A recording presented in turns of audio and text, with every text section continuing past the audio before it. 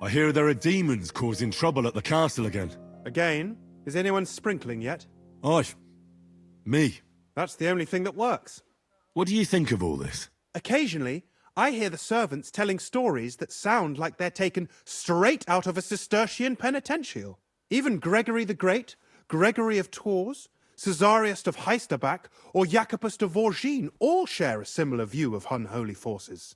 The devil, as the enemy of both God and man, makes every effort to seduce the soul onto the road to hell, and to harm people however he can. How do you imagine the forces of evil?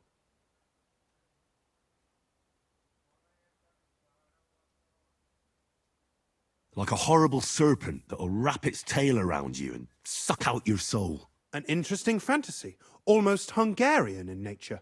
King Sigismund would be pleased. Anything else? What kind of tasks do you do for Lord von Burgov? Rare ones, lad. His lordship spends little time at Trosky.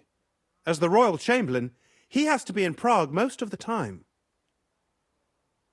What does the royal chamberlain do? I understand, lad. You're asking about his authority, eh? Yeah, exactly. I don't know anything at all about him. Sir Otto von Burgo is the royal chamberlain, subcamerarius in Latin. He's one of the 9 most powerful officials in the kingdom. He manages the royal towns and monasteries, approves the councillors and abbots in them, and appoints the royal judges. Why does Sir Otto have to be in Prague so often? Because that's the seat of the royal court, and our lord is one of the highest royal officials. Praga caput regni, young man. Prague is the heart of the kingdom. All the political threads come together there. It's where they handle administration of the country. If you want to be somebody, you have to go to Prague, or to Moravia, to that traitor Jobst of Luxembourg. Excuse me, but why do you consider Margrave Jobst a traitor? And what else should I call a person who only looks out for any chance to benefit himself? But now he's fighting for King Wenceslas, isn't he? Jobst has changed sides so often it's impossible to keep track. But, to give him credit where credit is due, unlike our king, he's a great politician. Wenceslas wasn't even able to hold on to the imperial crown that his father passed on to him before he died. Yes, indeed.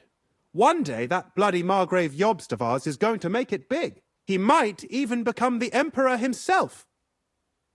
Why doesn't Lord von Burgov free our King Wenceslas from captivity in Vienna? He's powerful enough for that, isn't he? It's politics, boy. Pure and simple. I understand, but could you explain it a bit more for me? Why did they take our king captive? And why did the Czech lords let Sigismund spread all over the country like a plague? That's complicated. Back during the reign of both kings' father, Emperor Charles, the nobles gained great wealth and power. And when young Wenceslas came to the throne, he didn't have enough experience or courage to stand up to them.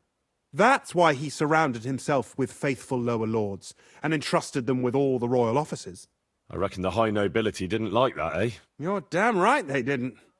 They conspired against the king and established their League of Lords.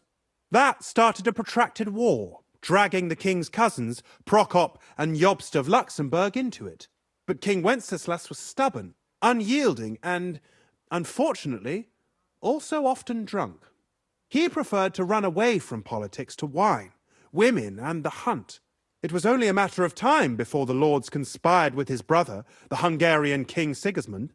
A year ago, they got together and captured Wenceslas in Prague, and Sigismund had the royal castles occupied by his allies. They secretly took the king to Vienna, where his brother is still holding him firmly under lock and key. So von Burgov and the others want Sigismund to be king? Not at all. Soon they discovered they'd miscalculated, and that Sigismund wanted the whole country for himself. And now, they can't agree on what to do about it. I think that's why Lord von Burkhoff received your message. He's trying to find new allies among the lower nobility. Who are among Wenceslas's opponents? Who do you think?